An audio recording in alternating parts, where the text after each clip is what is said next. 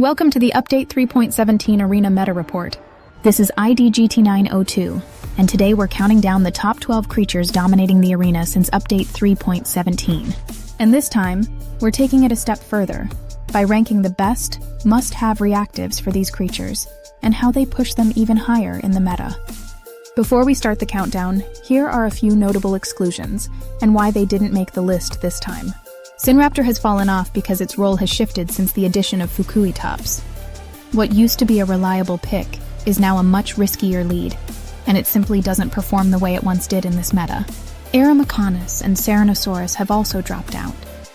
Their kits leave them behind too often, and they need near-perfect conditions to secure wins. Right now, they're more of a matchup-dependent option than a consistent arena threat. Becklerizaurus has fallen out of favor. It can still shine in unique formats, but in the current arena meta, it drops off hard because it runs into too many counters, and too many fights turn into high-risk situations. And a quick note, JWA's newest apex, Atromolistis, is excluded for now because its moves aren't functioning correctly yet. We're holding off on ranking it until that's fixed.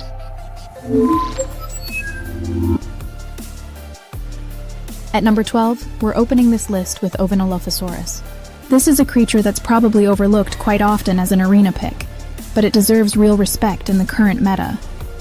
Ovinnolophosaurus can be one of the best revenge killers right now, because once it gets set up after a revenge kill, it can remove two of the most common closers, Becklejara and Fukuitops, in a single turn.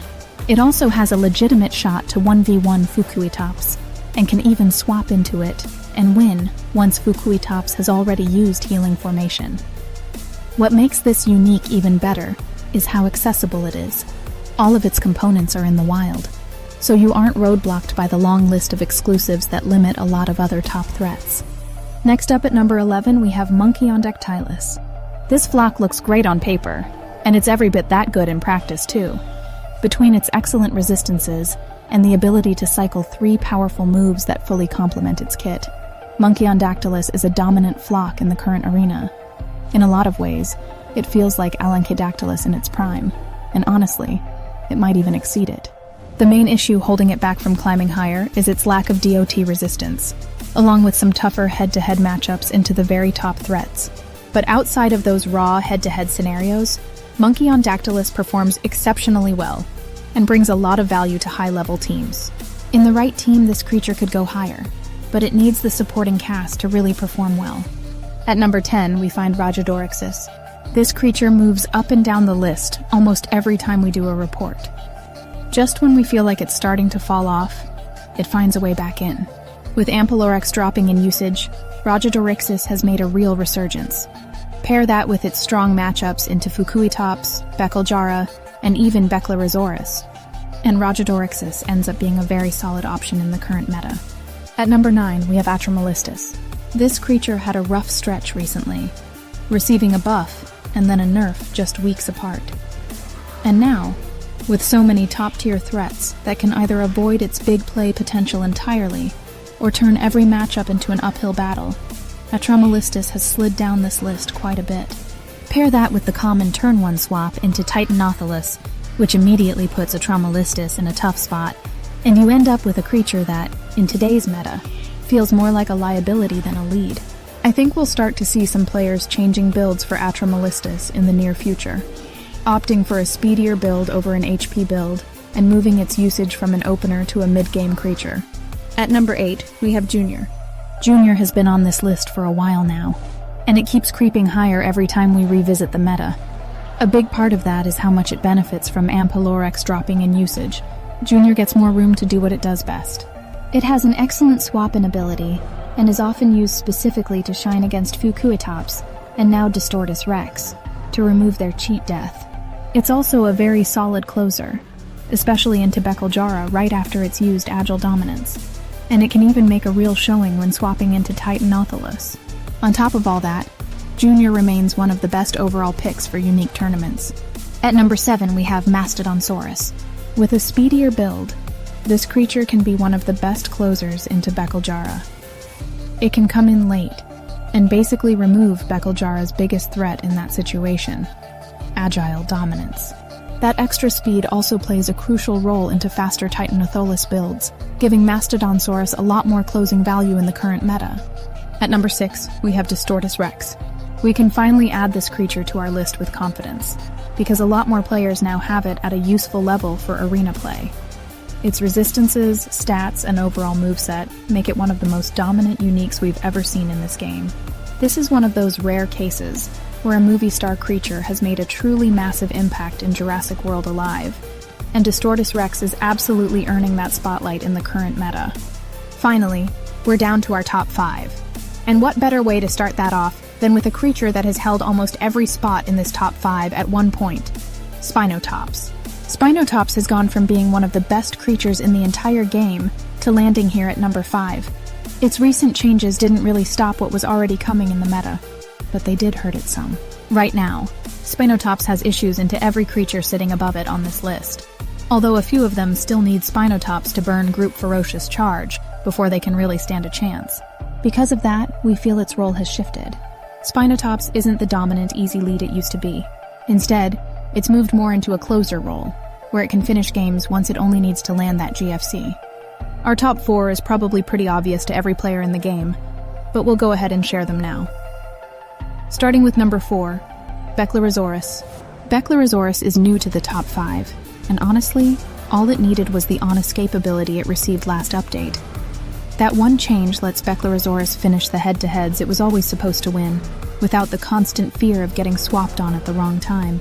It also allows it to get even more value out of its priority heal and excellent swap-in, because now it can stay in control of the matchup longer and make full use of everything in its kit.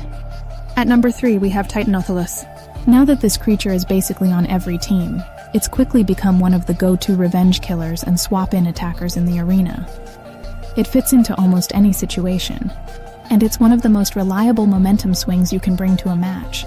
At this point, the only real question with Titanotholus comes down to your build preference. Do you lean into speed, or do you stack more HP? Either way, it stays a top-tier threat that every team has to be ready for. At number 2, we have Fukuitops. The newest creature on this list has already become one of the most feared threats in the arena. With the ability to single-handedly solo a team at any given time, Fukuitops forces you to rethink what you want to start with and what you want to close with in every match. Its moveset is excellent, and the damage potential is honestly crazy when it gets rolling. It can be a bit predictable at times, but that predictability is also what makes it easier to counter in the right situations, assuming you're ready for it. And finally, at number 1, we have Becklejara, still the most dominant and match-defining creature in today's arena. Nothing has changed since our last report, and that says a lot. Becklejara continues to be the one creature that can cover every role you need. It can lead, it can close, it can stabilize bad starts, and it can flip games you had no business winning. Even when you're down levels or already playing from behind, Becklejara has the tools to drag a match back in your favor. Yes, there are moments where RNG plays a part, but the bigger truth is simple. Becklejara sits alone at the top of the meta, and every serious team has to be built with it in mind. Before we wrap up this meta report, we want to highlight the best reactives in the current arena. Reactives have become a major part of why certain creatures are climbing our rankings, because they can completely change how a matchup plays out, especially into the top threats we covered today. There are only 3 reactives we consider true must-haves right now, and if you're running these on the right creatures, they can push those creatures into a whole different tier.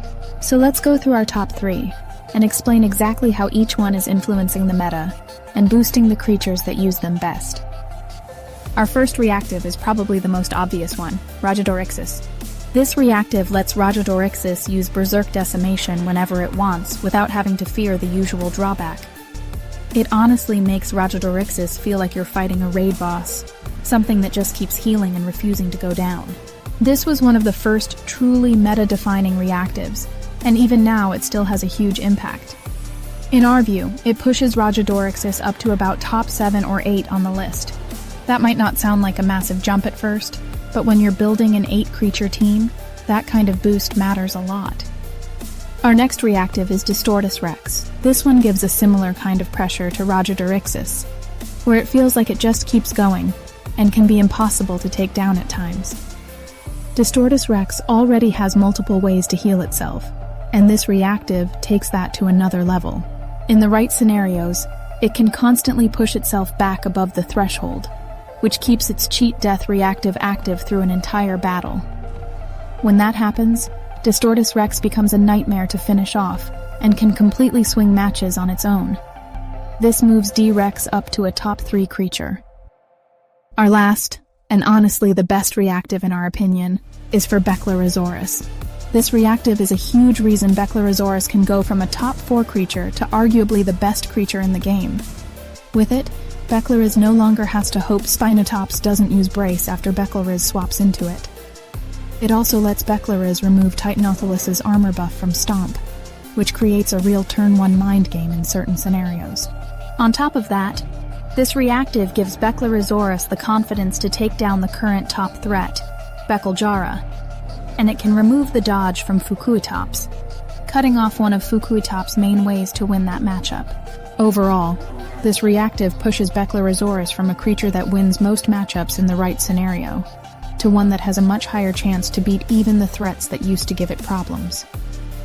So there you have it, our top 12 creatures in the arena, built after extensive testing during the last season.